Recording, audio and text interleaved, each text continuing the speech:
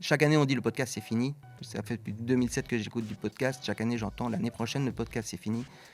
On est quand même en 2025, donc le podcast c'est loin d'être fini. Je pense que ça va continuer. Alors, la radio, moi, ce qui m'a toujours plu dans la radio, je trouve que c'est le partage. Il y a les réseaux sociaux qui sont apparus et je suis devenu très vite hyper fan de LinkedIn. LinkedIn, comme je dis souvent, LinkedIn c'est un peu mon TikTok. De par mon métier, le fait est que je bosse très peu dans mes bureaux, je bosse beaucoup chez mes clients dans toute la Wallonie, donc il y a beaucoup de kilomètres. Donc la radio est un super Un support. compagnon de route. C'est ça, Un exact. compagnon de route. Je dis même parfois en rigolant que la radio c'est mon collègue. Je suis Manu Pinto, le cofondateur et le fondateur de ce podcast Stylo. Et nous avons un nouvel invité dans l'épisode... Dans l'épisode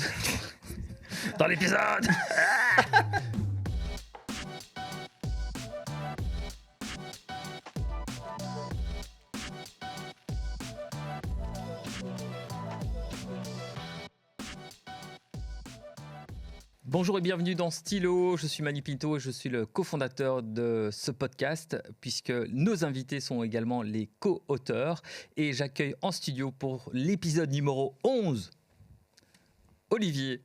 Bonjour Manu. Bonjour Olivier et merci d'avoir répondu à l'invitation de ce podcast. Olivier, tu as 38 ans, tu es bruxellois. Exact. Et tu es polyamoureux parce que tu aimes la vie, tu es polypassionné, mais surtout, avant tout, tu as plusieurs casquettes. Tu es tout d'abord entrepreneur et tu es également formateur en marketing. Merci du fond du cœur de Stylo d'avoir pris le temps de venir en studio et de faire un peu connaissance avec toi. Alors, tu connais la coutume puisque on démarre toujours par la question de l'invité précédent qui était Gaëtan Barthoz, qui nous l'a laissé ici dans l'agenda. Dans le grimoire. Et donc, j'ouvre ce grimoire. Et donc, ce podcast commence forcément avec la question de l'invité précédent qui était Gaëtan Barthoz. Et merci Gaëtan pour ton aide et ton support par rapport à ce podcast. Et voici la question pour toi, Olivier. Quelle est la valeur la plus importante pour toi ? La famille. La famille, c'est important. On a besoin, je pense. Je suis père de famille, je suis très heureux comme ça. C'est ce que je voulais. Ouais, je suis très content. Voilà. Tu travailles en famille ? Je travaille en famille, exact. Mon associé direct étant mon père. Voilà. D'accord. Donc pour toi, la valeur la plus importante dans la vie, c'est la famille. La famille, exact. Top. Bah écoute, sois bienvenue dans la famille de Stylo, le podcast. Et c'est parti donc pour ce nouvel épisode. Et merci Gaëtan pour la question. Et donc je te rappelle, en fin d'épisode, tu pourras également poser par écrit ta question à l'invité qui sera dans l'épisode numéro 12. Mais ça, on le fera tout à l'heure à la fin de ce podcast. D'accord. Olivier, pourquoi est-ce que tu as envie de venir dans Stylo ? Pourquoi est-ce que tu as eu cette envie de venir partager voilà. Bien, quand je t'ai rencontré, tu avais très bien présenté ton podcast. Tu avais vraiment donné envie d'y participer. Et j'ai regardé des épisodes et j'ai surtout écouté les podcasts en audio. Et je me suis dit, tiens, j'y participerai volontiers. Quel est pour toi le podcast le plus important que tu écoutes de règle générale ? Est-ce qu'il y a vraiment des gens qui t'inspirent par rapport au podcast ? J'écoute énormément de podcasts. J'écoute beaucoup de podcasts sur le thème de la tech, par exemple, et aussi sur le thème du marketing digital parce que j'aime ça. Mais sinon, en dehors du boulot, j'écoute aussi, parce que j'aime ça, mais c'est beaucoup de podcasts sur l'univers du jazz, par exemple. D'accord. Alors, en préparant cette entrevue, tu me posais la question, tiens, est-ce qu'il y a un business plan par rapport à ce podcast ? Alors du coup, on va ouvrir le cœur et les portes de ce podcast. Alors ce podcast, moi je le vois en 3 points. Tout d'abord, c'est du partage et de faire de la papote, comme on dit en Belgique, de pouvoir partager et rencontrer des gens. Et deuxième chose, c'est un laboratoire. Effectivement, tu vois, on est dans un studio, on est équipé de 3 caméras. Il y a Gaëtan qui contrôle le son et l'image. Donc voilà, il y a ça. Donc c'est le côté laboratoire. On regarde aussi comment ça fonctionne sur Facebook, sur TikTok, lorsqu'on fait des posts, des teasers et ainsi de suite. Et puis c'est aussi un outil de communication et de marketing. pour la société de production dont j'en suis le gérant. Et toi qui aime le podcast, explique-nous un petit peu quel est ton métier en relation avec le marketing, la pub. Alors moi, quand je me présente, j'aime bien dire que je suis formateur, coach et consultant. Donc formateur, je donne des formations à des groupes, que ce soit groupe A, groupe B ou groupe C. Bien, par rapport à la thématique, ils vont avoir le même contenu, bien sûr qui va évoluer en fonction des tendances, bien sûr, et surtout de l'évolution technologique. En coaching, là, je vais faire plutôt de la formation, mais sur une thématique très précise, où l'objectif, c'est qu'à la fin, ils puissent, dans la mesure du possible, résoudre leurs problèmes. Et dans le consulting, là, le client a un problème et il m'appelle pour essayer de le résoudre. Pas- Qu'est-ce qui te passionne le plus dans ton métier? Ce qui me passionne déjà, c'est aider les personnes, voilà, première chose. Et alors, il y a plusieurs casquettes, hein. Dans la formation, j'aime donner des formations à des groupes que je vais suivre sur de la longueur, donc où on voit vraiment l'évolution. C'est vrai que des formations où j'ai une journée, on voit pas vraiment l'évolution, on voit d'où ils viennent, on voit où ils arrivent, mais par la suite, on n'a plus de contact réellement avec eux. Par contre, quand on fait de la formation longue, bien là, on arrive à les suivre et on voit vraiment l'évolution, ça me passionne. Et dans le consulting, le client a une problématique de visibilité, et là derrière, il veut optimiser sa visibilité, par exemple en étant présent sur les réseaux sociaux ou en créant un site internet, voilà. Et donc derrière, on va mettre tout en place pour qu'il ait cette visibilité et qu'il atteigne les objectifs demandés. Quelle est ton expertise à proprement dit? Alors moi, mon expertise à proprement dite, alors je vais plutôt dire mon parcours qui va permettre de dire l'expertise. Donc moi, j'ai fait le FPME, donc formation en alternance en graphisme. Et au moment où j'ai fini, il y a les réseaux sociaux qui sont apparus et je suis devenu très vite hyper fan de LinkedIn. LinkedIn, comme je dis souvent, LinkedIn, c'est un peu mon TikTok. Donc, je peux passer des heures à consommer du contenu sur LinkedIn. Et aujourd'hui, mon expertise, c'est vraiment LinkedIn, et plutôt de manière plus large, c'est le B2B, et dans le B2B, le service. Voilà, tout ce qui est entreprise de service. Qu'est-ce qui te passionne dans LinkedIn, ce réseau social professionnel? Est-ce qu'il y a Alors, des choses qu'on doit faire et pas faire sur LinkedIn? ce qui me passionne, je vais reprendre une réponse qui a été donnée dernièrement. Arthur, c'est le présentateur télé, s'est mis sur LinkedIn et il a demandé qu'on lui explique LinkedIn. Et quelqu'un avait dit une phrase, et je trouve que cette phrase est très vraie. C'est LinkedIn est certainement le réseau social le plus humain. Voilà. On croise très peu, voire moi je pense, j'en ai jamais croisé des faux profils. Ok, qu'on est là pour vendre, on est là pour montrer ce qu'on sait faire, même parfois même en se survendant un peu. Mais derrière, c'est ce côté humain, contact qu'on peut avoir. Parce qu'à la base, LinkedIn, c'est quand même le fait de mettre un peu son CV de manière digitale, c'est chercher de l'emploi, c'est les entreprises. C'est quoi finalement à la base LinkedIn? Ben, je cherchais de l'emploi n'est en réalité qu'une micro-partie du réseau social. C'est vraiment créer des connexions humaines. Et je pense qu'aujourd'hui, si on veut créer des connexions humaines dans un cadre professionnel, on, on va très très vite évoluer en étant sur LinkedIn. Moi, je pense que les clients que j'ai eus, les clients que je continue à avoir, j'aurais eu difficile de les avoir si je n'avais pas eu LinkedIn. D'accord. Voilà.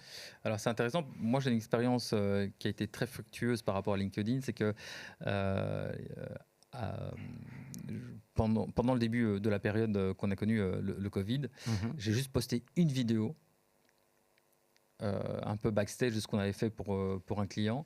Et grâce à cette vidéo, ça a généré des demandes en plus parce que tu vois, on Bien se sûr. rappelle, donc c'était en mars 2020, tout était fermé. Voilà, ça c'est ce que j'ai comme expérience. Voilà, je pense que c'était la bonne vidéo au bon Ouais. moment. Maintenant, c'est vrai que LinkedIn, c'est surtout c'est quoi? C'est une vitrine pour une entreprise. C'est C'est pour l'humain. Oui, c'est ça. C'est une vitrine pour l'entreprise, mais aujourd'hui, je pense que les clients, et ça se montre, hein, les clients ne veulent plus parler à des entreprises, mais veulent parler aux humains qui représentent l'entreprise. Le meilleur exemple, je pense que c'est quand on contacte notre opérateur téléphonique, on a un problème. Mhm. Prenons que ce soit Orange ou Proximus. On ne veut pas parler à Orange ou Proximus, on veut parler à la personne qui va nous aider à résoudre le problème. Sylvie, Gaëtan, Didier, peu importe, mais on veut parler à la personne qui va résoudre notre problème. Idem, je vais prendre un autre exemple, mais Decathlon, par exemple, dans leur communication, on voit que c'est moins Decathlon qui parle, c'est plutôt l'expert vélo, l'expert rando qui va donner des conseils sur quel type de chaussures choisir. Et c'est ça qu'on recherche, voilà. Et on va très vite retourner vers Sylvain, expert rando, pour voir ses vidéos parce que, tiens, tu es passionné de rando, donc on va retourner vers ça. Et donc, pour en revenir à ton expertise, comment est-ce que tu vas aider les entreprises? C'est pour faire quoi? C'est pour mieux communiquer? C'est pour mieux vendre? C'est pour l'objectif final, bien sûr, c'est pour mieux vendre, mais avant tout, c'est pour gagner en notoriété et en visibilité. Et donc là, on va créer une stratégie de A à Z en réfléchissant ce qu'on peut faire. D'abord, déterminer le budget du client, voir aussi où il veut aller. J'adore cette question, déterminer le budget du client, parce que bien souvent, c'est est-ce que vous pouvez nous faire une offre de prix?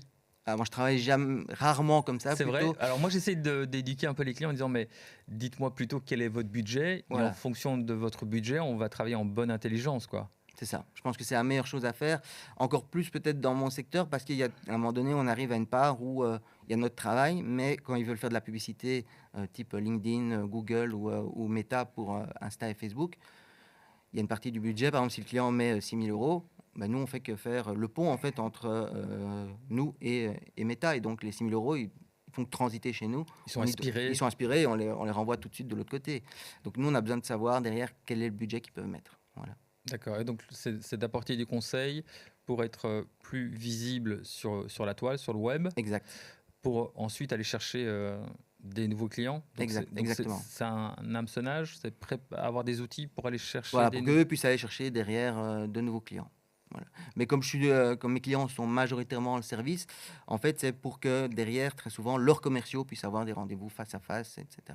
Et c'est souvent comme ça que ça se passe. Donc, in fine, aujourd'hui, leurs commerciaux n'ont plus de clients tièdes ou froids, mais très souvent, ils ont des clients qui sont déjà chauds. Et donc, c'est des commerciaux qui deviennent plus j'appelle ça des account managers, qui font plus de la fidélisation que de la vente en réalité. Voilà, et c'est l'objectif. Comment tu vois l'avenir avec LinkedIn, l'intelligence artificielle, le podcast? Alors avec LinkedIn, LinkedIn c'est très certainement le réseau social qui évolue le plus lentement en termes de technologie. Ils ont intégré la vidéo, ça a mis du temps. Aujourd'hui, il y a un flux vidéo dédié. Je pense que la vidéo va toujours prendre énormément de place. Le podcast, chaque année on dit le podcast c'est fini. Ça fait depuis 2007 que j'écoute du podcast. Chaque année j'entends l'année prochaine le podcast c'est fini. On est quand même en 2025, donc le podcast c'est loin d'être fini. Je pense que ça va continuer. Et la dernière chose, c'était l'intelligence Ouais, artificielle. par rapport à nos métiers, par rapport à... Je pense que l'intelligence artificielle, il faut apprendre à la maîtriser. Il faut pas en avoir peur. Beaucoup de gens en ont peur. Ah, ça va manger nos métiers. Oui, ça va manger les métiers des personnes qui ne veulent pas l'utiliser. On va devenir des employés augmentés, voilà. Mais derrière ça, je pense qu'on doit l'intégrer aujourd'hui. Sinon, on va être dépassé. D'accord. Très bien. Merci pour cet échange un peu professionnel. On va passer un petit peu dans la passion. Tu m'as dit en préparant ce podcast que tu avais une passion qui était la photo La photo, exact. et la radio aussi. Oui. D'où te vient cette passion photo-radio? La radio, parce que j'écoute énormément, j'ai toujours écouté énormément la radio, que ce soit du côté de ma mère ou du côté de mon père, on a toujours écouté énormément la radio. De par mon métier, le fait est que je ne bosse très peu dans mes bureaux, je bosse beaucoup chez mes clients dans toute la Wallonie, donc il y a beaucoup de kilomètres. Donc la radio est un super Un compagnon de support. route. C'est ça, Un exact. compagnon de route. Je dis même parfois en rigolant que la radio, c'est mon collègue.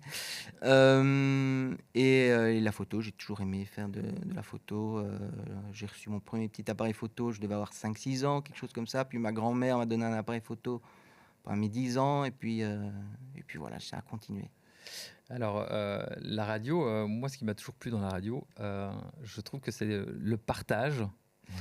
Alors ici maintenant, on est en podcast, on a l'image. Donc est-ce qu'on pourrait parler de vidéocast? Je ne sais pas si ça se dit ou pas. Moi, ce qui m'a toujours intéressé dans la radio, c'est l'imaginaire qu'il y a derrière une voix. Tu vois, tu peux être effectivement en train de conduire Oui, bien vers un sûr. rendez-vous et tu te dis, mais à quoi ressemble la personne qui est derrière cette voix? Et je trouve que la voix, c'est peut-être un élément de base qui fait en sorte qu'on arrive à avoir du lien Ah, bien entre sûr. nous, les êtres humains. Et je trouve ça toujours très joyeux. Donc c'est pour ça que ça m'a donné envie de faire ce podcast. C'est pouvoir être derrière un micro et de pouvoir partager des expériences de vie avec les invités, comme toi, Olivier, aujourd'hui dans Stylo, le podcast. Merci. On va passer aux questions qui sont là-dedans également. D'accord. Tu les connais un petit peu ou pas? Il y en Pas a du tout, 7, plus ou dis-moi. moins. Donc, c'est des questions de manière générale, juste pour faire un peu plus connaissance avec toi. Tu es prêt? Donc, effectivement, ces questions ne sont pas préparées. Donc, merci déjà pour tes réponses. Mais c'est assez simple, tu vois, c'est plutôt récréatif. Mhm. Alors, quel est pour toi ton plat préféré en tant que bruxellois? Oh là, mon plat préféré, chili con carne. D'accord, très bien. Je pensais que tu allais me citer le spaghetti bolo. Parce que ça aussi, on sait qu'on est en Belgique pour les frites, mais bien souvent, le Ouais, plat préféré des Belges, ça reste encore un bon spaghetti bien sûr. bolo. Spaghetti bolo qu'on ne peut pas dire en Italie, apparemment. Ta couleur préférée? Ma couleur préférée, ça va être le vert ou le bordeaux. Je dirais bordeaux. D'accord. Pour le vin? Pour le vin en partie, mais non, le bordeaux, très jolie couleur. Et je vous rappelle que la consommation d'alcool, comment on dit déjà? C'est quoi déjà la phrase? L'abus d'alcool est dangereux pour la santé, C'est ça. c'est ça? Et bien sûr, vous pouvez consommer cette boisson, mais en toute modération. On ne sait jamais, hein, si jamais on est suivi par les instances qui doivent contrôler ce qui doit être dit euh, dans les podcasts. Tu es plutôt thé ou café? Thé. Thé Thé, noir même. infusion, thé vert, non, Non, thé thé noir. noir. Thé noir. Qu'est-ce que tu aimes bien dans cette boisson? J'aime bien le caractère de la boisson, le côté un peu fleuri qu'il y a dedans, le côté réconfortant. Très bien. Quel est pour toi le meilleur jour de la semaine? Le meilleur jour de la semaine, tous les jours sont bons, mais j'aime bien le mercredi, c'est en milieu de semaine, ça permet de voir ce qui s'est passé, de faire des petites rectifications s'il faut sur la semaine. Donc, Très bien. Avoir un juste milieu, un juste milieu, exact. un équilibre.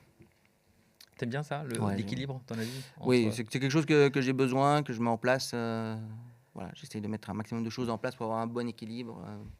Et toujours, comme les gens diraient autour de moi, essayer de toujours voir la vie du bon côté et d'avoir cet équilibre à ce niveau-là. Donc tu es celui qui voit le verre à moitié rempli, À moitié rempli, bien sûr. c'est ça. Ou celui qui... Tiens, puisque toi aussi tu es formateur, est-ce que tu corriges tes interros des étudiants au bic rouge ou au bic vert? Va au bic bleu et au bic noir. Pas mal. Voilà. Ah d'accord, ok. C'est bien parce que moi j'ai été traumatisé par le bic rouge, hein. Moi Ouais. qui je suis né au Portugal, je parlais pas un mot de français quand je suis arrivé en Belgique. L'orthographe en français, ça a été Ah ouais. très T'es difficile. arrivé en Belgique il y a combien de temps? Moi je suis arrivé, donc j'ai 44 ans, je suis arrivé à l'âge de 8 ans. Ah oui, d'accord. Donc 80, ouais, 89, 90. Donc voilà. D'accord. Et donc t'imagines pour quelqu'un qui avait une mauvaise orthographe, une peur du stylo rouge, j'ai dit bic, pardon. Bic, si jamais tu nous regardes, tu peux nous sponsoriser, hein. On ne sait jamais. Donc je sors un podcast qui s'appelle Stylo, donc je trouve que c'est Un bon sponsor. ah ouais, voilà. Et il y a un bon retour de situation. Quelqu'un qui a été traumatisé par le stylo couleur rouge, Ouais, c'est ça. il te sort un podcast qui s'appelle Stylo, donc c'est voilà, c'est un bon, comment on appelle ça, voilà, peu importe. Un bon lien. Un bon lien, un bon link. Alors, septième question. Pardon, sixième question. Quelle a été pour toi ta plus belle signature? Qu'entends-tu par signature? La question est ouverte. Donc, C'est toi, ton âme, ton esprit qui va répondre. Quelle a été ta plus belle signature? Moi, j'avais répondu dans un podcast, c'était quand j'ai signé l'acte de naissance de ma fille. Gaëtan Bartos, qu'on a eu dans l'épisode 10, c'était lorsqu'il a signé l'achat de sa première voiture de sport en pensant à son papa Ouais. qui était parti. Qui d'autre? Sinon, ça peut être beaucoup plus, ça peut être plus imagé que juste l'acte de signer avec un stylo. Alors non, je vais donner deux belles signatures. Bah, je fais un peu le copieur, mais en vie privée, ça va être la signature de l'acte de naissance de ma fille, ça c'est sûr. Et en vie professionnelle, bien quand j'étais en centre de formation en tant qu'apprenant, mon stage s'est arrêté parce que l'entreprise n'avait pas suffisamment de clients déjà, donc ils ont arrêté. Mois de décembre, donc c'est pas la meilleure période pour chercher un nouveau stage parce qu'ils ont plus la tête dans les bilans de fin d'année et dans le sapin. Et donc je me suis dit, bah, je vais attendre janvier pour faire une recherche. Et là, on m'a contacté pour faire la communication d'un des plus gros hôpitaux privés parisiens. J'avais posté un truc sur Internet, sur un site obscur. Ils ont trouvé ce que j'ai posté. Ils m'ont contacté. j'avoue qu'au début, j'ai pas osé travailler pour ce client. Heureusement, j'ai un père qui est indépendant, donc il m'a dit: «Vas-y, essaye, tu ne me paies rien». Et j'avais un formateur à l'époque, en centre de formation qui m'a dit: «Beh, vas-y, fais-le et quoi qu'il arrive, ben, je suis dans la communication, je vais pouvoir aussi t'aider à ce niveau-là». Et les 2 m'ont mis, un bon coup de pied aux fesses et j'ai signé et ça s'est très, très bien passé. Pour ce nouveau stage, donc. C'était même pas un stage, c'était devenu un client. Ah, c'est devenu un client, pardon. Ok, très bien. Top. Septième question. Si tu étais un livre, quelle serait ta plus belle page? Mmh, la 4e de couverture, le résumé, Le résumé. avec la photo à côté. Très bien. Euh, Est-ce qu'il y a une page dans ton livre que tu aimerais réécrire si tu étais un livre? Page que j'aimerais réécrire? Non, je suis assez content de l'écriture du livre, hein, actuellement. Il n'y a pas une page comme ça. Non, Très bien. Voilà, ça c'était pour les petites questions. merci. Et alors, tu as également un podcast. Oui. Il s'appelle comment ce podcast? Le podcast s'appelle Parlons Web. Parlons Web. Et explique-nous un petit peu qu'est-ce qu'on peut retrouver dans ce podcast. Alors, dans ce podcast, je parle de tendances web et surtout de marketing digital. Et son objectif, eh bien, c'est d'aider les personnes qui écoutent, les entreprises majoritairement, à optimiser leur visibilité sur le web. Donc c'est du conseil que tu délivres gratuitement, C'est ça, exact. mais il y a quand même un aspect business derrière. Est-ce que c'est de la com aussi pour toi? Alors, à la base, Ou de la l'aspect... visibilité? Alors, d'une part, il y a de la visibilité. À la base, je l'ai conçu parce que je voulais pouvoir rendre, pour mes apprenants en formation, je voulais pouvoir leur donner un contenu supplémentaire. Et aussi, je me suis dit, bah, tiens, quand on donne des syllabus, je sais qu'aujourd'hui, ils n'ont plus trop envie de lire de syllabus. Et donc, je me dis, faire du contenu plus didactique et plus fun était plus intéressant. Donc, j'ai fait le podcast. Et en regardant les statistiques, j'ai vu qu'il y avait quand même plus d'écoute que ce que j'avais de participants. Et à ce niveau-là, j'ai fait évoluer le podcast en le rendant d'une part accessible à mes apprenants, mais aussi accessible aux personnes qui ne suivent pas mes formations et qui peuvent aussi mettre en pratique des éléments qui sont cités dedans. Ça veut dire quoi? Ça veut dire qu'on est moins, notre esprit est moins habitué à lire des bouquins, à lire de l'info. On est plutôt un esprit à consommer de la vidéo. Oui, je pense que 2005, quand YouTube est apparu, ça nous a rendus, je ne vais pas dire fainéants, mais pas loin de ça. On a quand même un écran, une barre rouge qu'on peut faire avancer très très vite si le contenu ne nous intéresse pas. Et si au bout de quelques secondes, on n'est pas intéressé, à côté, on a une colonne de vidéos où il suffit de cliquer, on a déjà changé de vidéo. Mais c'est intéressant parce que je trouve que même moi, parfois, je dois vraiment marquer des moments de pause pour pouvoir lire un document de A à Z Ouais. et pas lire en diagonale, en fait. Ouais. Tu vois? Et ça aussi, c'est quelque chose que je remarque sur certains posts qu'on retrouve sur les réseaux sociaux. Tu le sens quand ça a été écrit par la machine, Mais bien sûr. où tu dis, attends, euh, tout est trop beau. Et en fait, tu lis vraiment en diagonale, quoi. Ouais, c'est ça. Alors, ce qui est intéressant, c'est que dans mon business à moi, faire de la vidéo, ce que je dis parfois aux clients, mais, je veux dire, il vaut mieux parfois investir en faisant de la vidéo plutôt que dans une newsletter où Bien sûr. 80% du temps, elle va être réservée à la poubelle, Mhm. en delete. Et je me dis que l'information, parfois, passe mieux en 2 minutes en vidéo que une page sur un document Word ou un Oui, mais PDF, quoi. tu as raison. Tu as raison. Attention qu'en B2B, la newsletter fonctionne toujours bien. Je ne vais pas dire très bien, mais elle fonctionne toujours bien. Mais la vidéo, aujourd'hui, ça cartonne. Il suffit de faire le test, hein. 2 posts similaires sur les réseaux qui parlent de la même chose. Un qui va être en écrit et l'autre qui va être En la même vidéo. chose en vidéo. J'ai fait le test en formation parce qu'on m'a dit, oh mais non, un réseau social tel que LinkedIn, la vidéo, ça ne fonctionne pas. On a fait la même chose avec 2 minutes d'intervalle. Le post écrit, je crois qu'il a 20 vues en 3 semaines. Et l'autre, il a 3000 vues en 20 minutes. Mais ça, c'est quoi? C'est l'algorithme qui a poussé Oui. l'un ou c'est plutôt l'utilisateur qui préfère voir une vidéo Il y a, où est la vérité il y a dans des, ce genre d'analyse? Il y a des deux en réalité. Tu as une part où c'est visuel, donc l'utilisateur va aller plus facilement. Et puis surtout, une vidéo, et surtout plus elle est longue, mieux c'est pour certains réseaux, c'est que la vidéo fait que tu passes plus de temps sur la plateforme. Et plus tu passes de temps sur la plateforme, automatiquement, plus tu as de chances de voir de publicité. Et donc, la plateforme te remercie de faire passer du temps dessus, tu vois. Et donc, va mettre en avant ta vidéo, que ce soit Insta, TikTok ou LinkedIn. Tiens, et LinkedIn, ça appartient à qui? Parce que j'ai jamais fait attention. Est-ce que c'est... LinkedIn, si ça n'a pas changé, ça appartient à Microsoft. D'accord. Et Microsoft ou LinkedIn rémunère ces créateurs de contenu comme on peut le retrouver sur YouTube ou sur d'autres plateformes?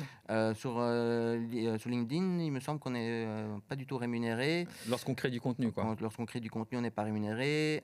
YouTube, bien sûr, on peut être rémunéré. Par contre, TikTok, en Belgique, nous ne sommes pas rémunérés en tant que créateurs de contenu, quoi. Pas encore, quoi. Non, et voilà, donc, ça c'est le problème actuel. Mais bon. Très bien. Parfait. Est-ce que tu auras envie d'ajouter quelque chose avant de clôturer ce podcast, Stylo, le podcast? Pas spécialement. Je vais dire une chose, c'est que... Une chose, pas deux. Non, une chose. Une J'ai déjà été faire des podcasts ailleurs et je pense que j'ai jamais été aussi bien reçu qu'ici. Voilà. C'est vrai? Ouais. Tu parles pour le verre d'eau? Pour le verre d'eau, pour tout, voilà. Pour l'accueil? Pour l'accueil. D'accord. Voilà, j'en profite pour boire un petit peu. Et c'est parti donc pour clôturer ce podcast. D'accord. Tu l'as déjà vu ou pas? Dis-moi. Qu'est-ce qu'il y a dedans? Un stylo. 2 stylos. 2 stylos, un rouge et un vert. Non, il y a le stylo du podcast. D'accord. Et puis il y a ton cadeau. D'accord. Dedans, il y a un stylo qui t'est destiné aussi. Parce qu'il faut savoir que j'achète mes stylos dans un magasin à Berkham-Saint-Agathe qui est en train de fermer boutique. Après plein d'années de succès, les deux gérants qui sont un couple se sont dit on va peut-être profiter des petits-enfants et du soleil au sud de l'Europe. Mhm. Et donc du coup, voilà, j'ai eu l'opportunité de faire l'acquisition de plein de stylos différents. Et à chaque fois, j'en offre aux invités pour les remercier d'être venus jusqu'ici au studio. Merci pour ce feedback, de nous dire qu'on est bien accueillis et pour les installations. Donc vas-y, tu peux le prendre, bien tenir ici. Et alors du coup, tu peux le dévoiler. Et donc il y a le stylo qui sera à partir de maintenant pour toi. Oula. Alors est-ce que tu penses, quel est ton stylo? Attends, ça c'est la petite réserve pour... c'est pas grave. Hop là, Donc ça, c'est le stylo du podcast. s'il te plaît. Voilà. Tac. C'est avec ça que tu vas écrire la question pour le prochain invité. Et voici ton stylo. Ah, ben génial, pour un écran, ça. Exactement. Je me suis dit que ça pourrait bien le faire. Très utile. Donc si tu dévisses, c'est un stylo à billes. Et sache, tu sais quoi, il y a du noir et il y a du rouge dessus. Ah, mais voilà. super. Mais voilà, et je me suis dit que ce serait parfait pour toi, toi qui es dans le digital, de pouvoir tapoter sur ta tablette. Tu penseras à nous et à ce podcast. Voici donc le grimoire. Et donc, je t'invite à signer cet entretien avec le stylo du podcast et à poser par écrit la question à l'invité suivant qui sera dans l'épisode 12. Ben voilà, tu peux prendre la page qui te convient, on laisse faire ou voilà. Ouais, d'accord. Ça va? Ici, Merci Olivier pour ton temps merci à toi. et à très bientôt. À bientôt. Au revoir. Bye.